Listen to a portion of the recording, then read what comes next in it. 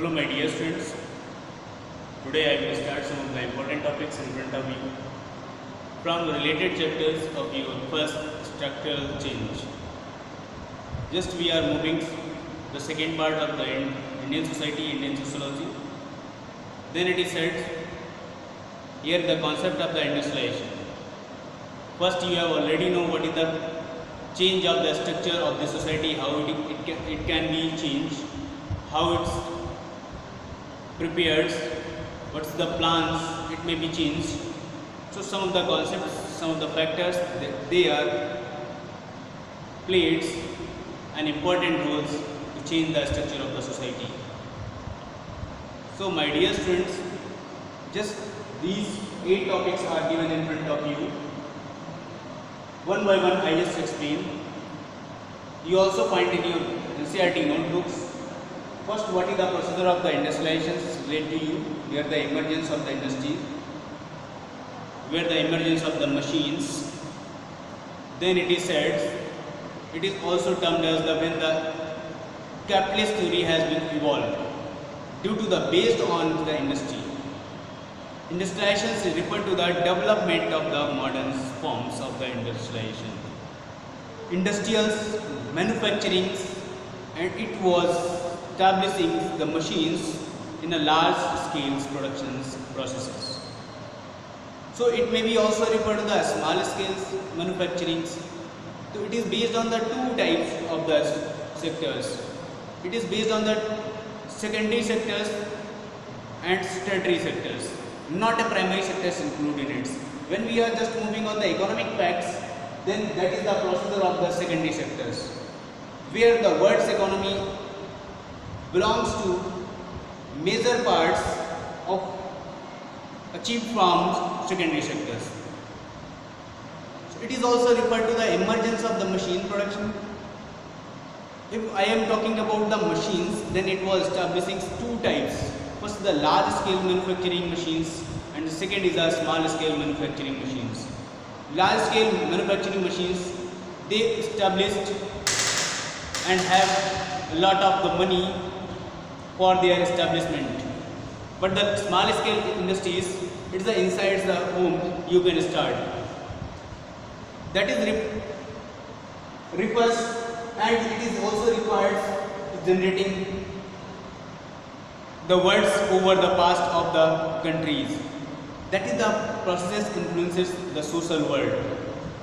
The production is based on the use of the power resources like the steam or the electricity. So in India, it was the first licensing system has been started in 1948 due to the when we achieved the liberty from Britishers and want to prepare our rules and regulations to establishing the industry. So it is aimed at that is the innovative ideas has been comes to set up the industrialization procedure. What is the colonial law? That was the favors the owners and the managers of the tea industry. The owners and the managers, the tea industries were Britishers, because the plantations were worked out by the slaves, those who are Indians, but not achieved a lot of the profits, not given a lot of the profit from the Britishers. So it is also said they often used unfair means of the employee laborers. Working hours, they increases but not increases the paid salary. They works for a long time only small amounts of the pay. Then it is said it becomes main set of the processes. They have also harsh measures against the laborers for the benefits and the tea gardens owners. According to the planters in the colonial rules, what was the life of the planters, those who are performing the works in the tea industries? The Britishers were the planters. They lavished and the royals' life and the cost of the Indian society and the Indian resources, because they dominated on the natural resources completely. They lived with their families with the full of the luxuries but the Indian society works for a long hours and it's not achieved the minimum basis has been required. It is also not sufficient for them. They live with the families with the full of the luxuries of the Britishers, but they were also known as the materialists. They enjoyed trimmed servants of the own comforts. They uses and harass the Indian societies for Indian peoples for doing the works as a slave, for treating as a slave. So it is also said they prescribe society to do works. This is a compulsion for you. So they dominated on this because they were owners and they were planters. What is the modernizations aspects of the society when it was possible? What factors created it? Then some of the followers, they followed the rules and regulations, but most of the Indians didn't. What were the reasons behind it? The modernizations possibilities in the societies are when the increased level of the education of the peoples and the developments of the mass media, democratic politicals and communications, establishing the political institution and the social institutions, those who provoke voice for those who are untouchable, those who are separate societies people. Nuclear family in the place of the extended family, it is also termed the modernization possible in the society, and the complex division of the labor. It is, we are talking about the labor as divided based on their skills, based on their profession. Then it is said, as well as they will do, then it is said they will perform that particular work. Developing market for the exchanging of the goods. In the ancient time, it was a system of the barter. Barter systems also placed goods by goods you can exchange, instead of the traditional ways of the meanings such needs. And the declining public influences. How can you achieve?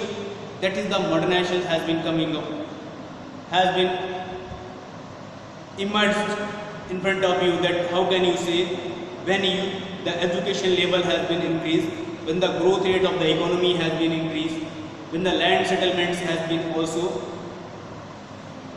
full implemented, and the policies which is generated by the governments to support every individual citizens and followed by every individual citizens. And then it is also said what is the benefits, equal opportunities has been also achieved by their citizens and their peoples, those who are living in this country. Increasing the urbans and the mobile populations. It means the modernization concepts has been totally based on the urban areas because the industrialization process has been started from the urbanization concept. When we are talking about the ancient times, it was known for the trading centers. When the Europeans came to here, that particular place, they settled there, and it is also known as urban areas. For a long time they performed a trade, then the settlements around it was established. How the laborers recruited in the tea industries, that is also another concept. The tea industries began in India 1851. Most of the tea gardens were situated in the Assam in 1903. The industries employed 4,79,000 permanent and 93 temporary employers. The bulk of the labor has been imported from the other provinces and the other states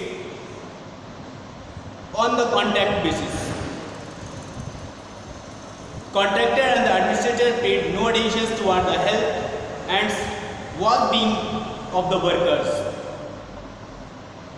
The employees had no direct contacts, they were contracted for them between. Nowadays, we are taking one example of the NGO.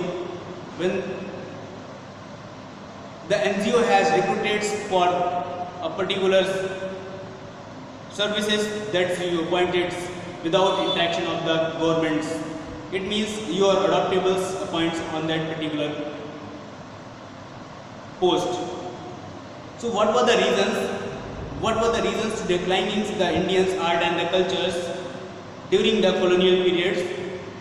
First, the industrialization procedure has been started by the Britishers.